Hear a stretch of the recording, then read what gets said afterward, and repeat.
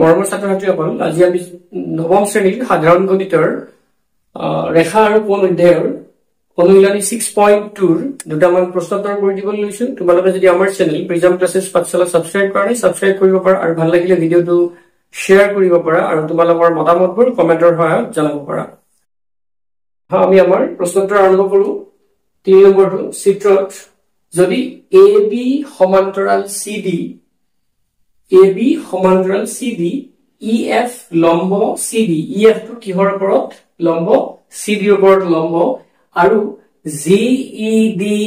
126 degree GED মানে এই কোণটো কিমান 126 ডিগ্ৰী তেন্তে AGE উলিয়াব লাগে আৰু G কাৰণ এই কোণটো উলিয়াব লাগে এই কোণটো উলিয়াব লাগে তাৰ পিছত GEF এই কোণটো উলিয়াব লাগে তাৰ পিছত GEF এইটো কোণ এইটো আৰু FGE এই কোণটোৰ মান উলিয়াব লাগে এই তিনটাৰ কোণ মান উলিয়াব লাগে। এতিয়া আমাক এইকেইটা দিয়া আছে গতিকে আমি কি গম পাও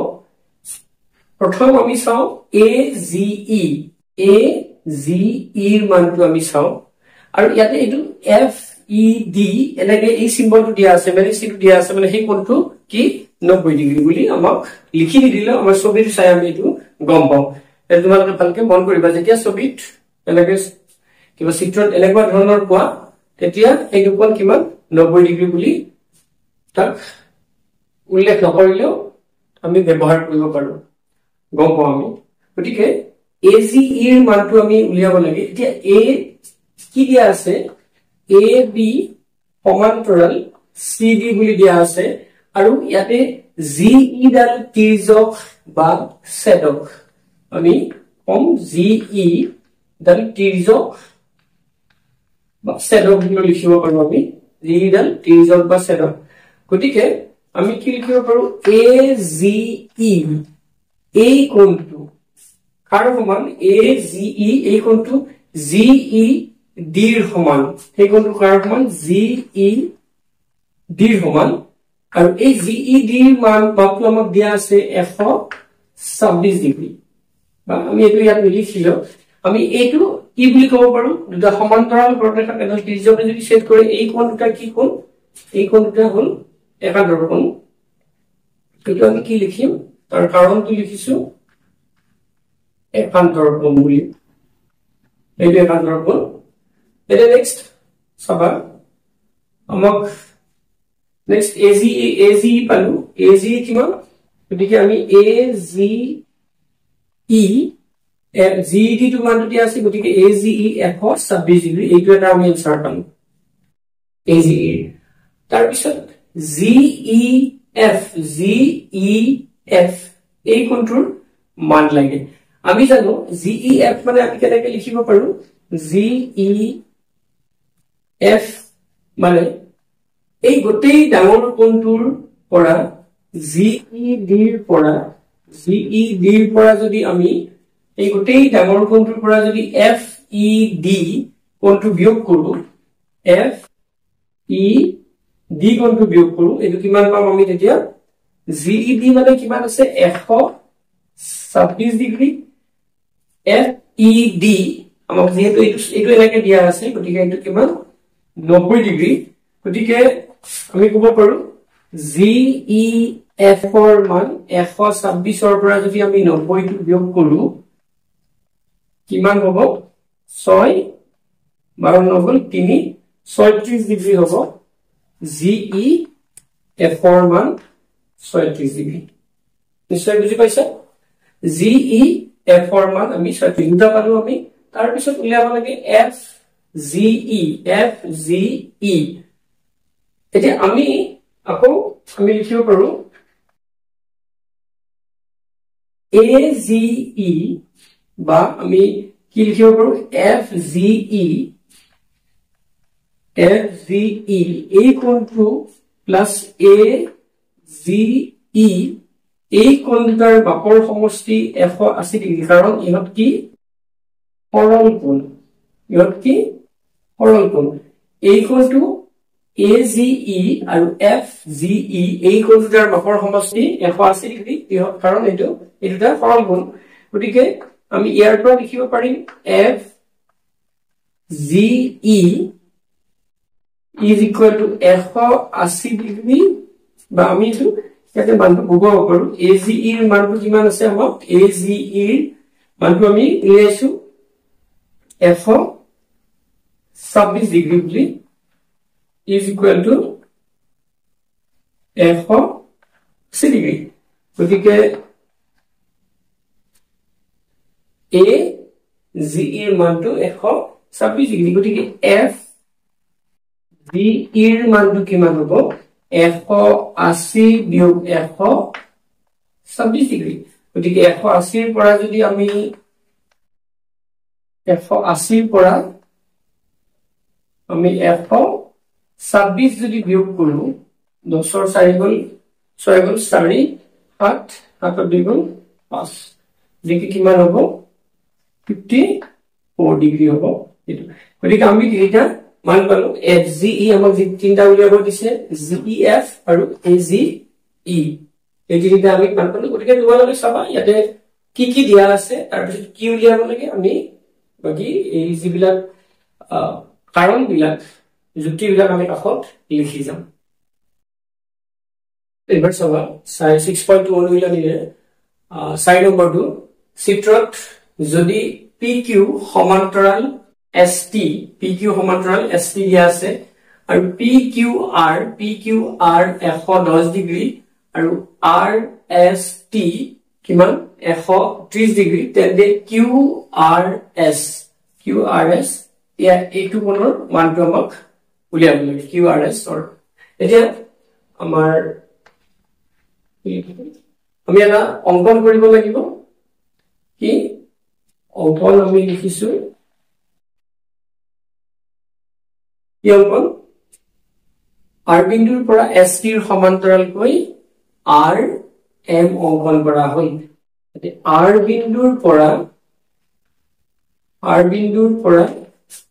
ST R বিন্দুৰ পৰা ST ৰ সমান্তৰালকৈ ST ৰ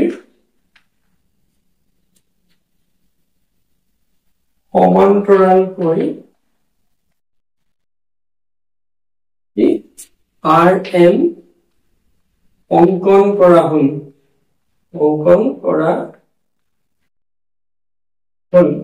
এটো RM অংকন কৰিব আমি এতিয়া আমি এখিনি বাকি আমি কি এটা কি হ'ব যেহেতু এই RM ডাল কাৰ ST ৰ সমান্তৰাল আৰু ST কাৰ সমান্তৰাল PQ ৰ সমান্তৰাল গতিকে কি হ'ব যদি ই ST এডাল ৰেখা যদি এডাল ৰেখাৰ সমান্তৰাল তাৰ মানে PQ আৰু RM দুয়োডাল কাৰ সমান্তৰাল ST ৰ সমান্তৰাল গতিকে আমাৰ এটা উপপাদ্য মতে যদি দুডাল ৰেখা এডাল ৰেখাৰ সমান্তৰাল হয় তেতিয়া ইহত দুডাল ৰেখাও পৰস্পৰ সমান্তৰাল হ'ব গতিকে আমি ইয়াতে লিখিব পাৰো আমি জানো যে যদি দুডাল ৰেখা তৃতীয় ৰেখা এডালৰ দুডাল ৰেখা মানে কি PQ আৰু ST PQ ডাল দুডাল ৰেখা মানে এটো কি PQ ডাল কাৰ সমান্তৰাল ST ৰ সমান্তৰাল যদি দুডাল ৰেখা তৃতীয় এডাল ৰেখাৰ সমান্তৰাল হয় তেন্তে প্ৰথম ৰেখা দুডাল পৰস্পৰ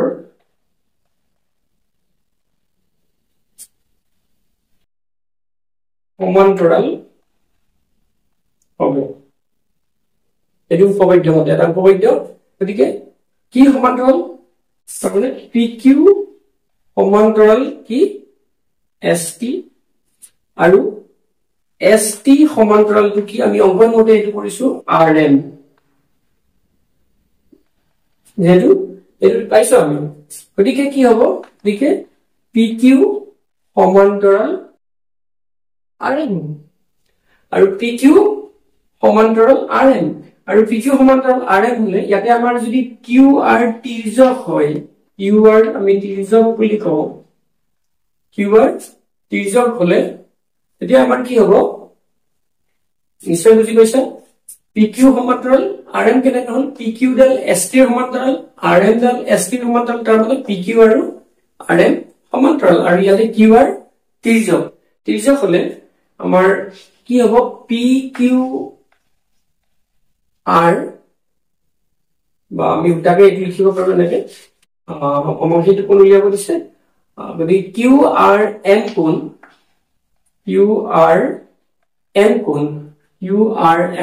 সমান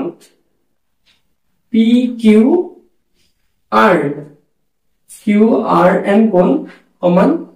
এই কোণটো সমান PQR এইটো কি কোণ আমি একান্তৰ কোণ হ'ব এই দুটা কোণ কাৰণ ইহত যেতিয়া সমান্তৰাল হয় এই দুটা একান্তৰ কোণ আৰু একান্তৰ কোণবিলাক সমান্তৰাল ৰখাৰ ক্ষেত্ৰত একান্তৰ কোণবিলাক সমান তাৰ পিছত এতিয়া আমি কি লিখিব পাৰিম QRN is equal to PQR ৰ মান দিয়া আছে আমাক কিমান 110 ডিগ্ৰী এটো হ'ল এতিয়া আমি নেক্সট আমি এই কোৱেশ্চনটোৰ এইখিনি মুছিম তোমালোকে মানে এইখিনি চাই লোৱা আমি কোনখিনি কৰিলো QRM এতিয়া আমাক আমি এটা আমাৰ উপবাদ্য ইয়াতে প্ৰয়োগ কৰিম এই উপবাদ্যটো চাবা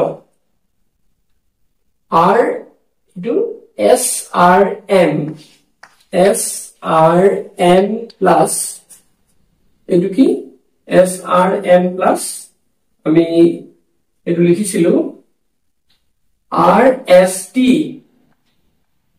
RST এই কোণটোৰ মাপ এই দুটা কোণৰ মাপ 180 ডিগ্ৰী কাৰণ কি তিৰ্যকৰ একেফালে থকা কি অন্তঃকোণৰ সমষ্টি তিৰ্যকৰ উপবাদ্য পাইছো একেফালে থকা অন্তঃকোণৰ সমষ্টি 180 ডিগ্ৰী বুলি আমি এটা পাইছো উপবাদ্য গতিকে SRM RST কিমান RST 130 ডিগ্ৰী 180 ডিগ্ৰী গতিকে এইটো RSRM equal to 180 ডিগ্ৰী বিয়োগ 130 ডিগ্ৰী গতিকে সবাই এখানে আমি আগত তোমালোকে নিশ্চয় লিখি লিছা গতিকে এইটো আমাৰ SRM ৰ মানটো হ'ব SRM equal to 50 ডিগ্ৰী তাৰ মানে আমি কি পালো SRM পালো SRM পালো আৰু কি পালো QRM গোটেই ডাঙৰ কোণটো পালো আৰু সৰু কোণটো পালো এই গোটেই ডাঙৰ কোণটো পাইছো আৰু এই কোণটো পাইছো গতিকে এই ডাঙৰ কোণটোৰ পৰা এই সৰু কোণটো যদি আমি বিয়োগ মানে একদম গোটেই ডাঙৰ কোণটোৰ পৰা এই কোণটো বিয়োগ কৰি দিলে আমি QRS কোণটো পাম গতিকে এতিয়া আমি কি লিখিছো আমাক উলিয়াব যদি দিছিল QRS the QRS equal to QRM minus SRM গতিকে এটো কিমান হ'ব QRM মানে 110 ডিগ্ৰী বিয়োগ SRM মানে 50 ডিগ্ৰী তাৰ মানে আমাৰ এটো কিমান হ'ব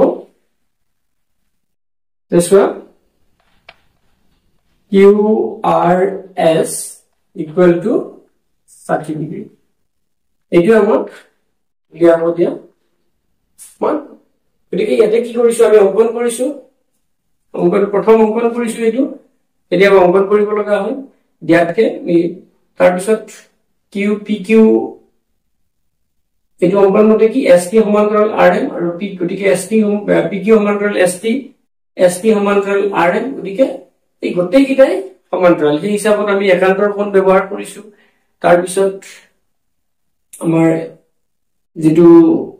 ত্ৰিজ্যকৰ একেফালে থকা অন্তঃকোণৰ সমষ্টি 180 ডিগ্ৰী সেইটো কৰিছো সেই দুটা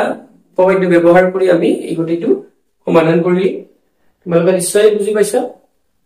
আজিলৈ আমি ইমানতে সামৰিছো ধন্যবাদ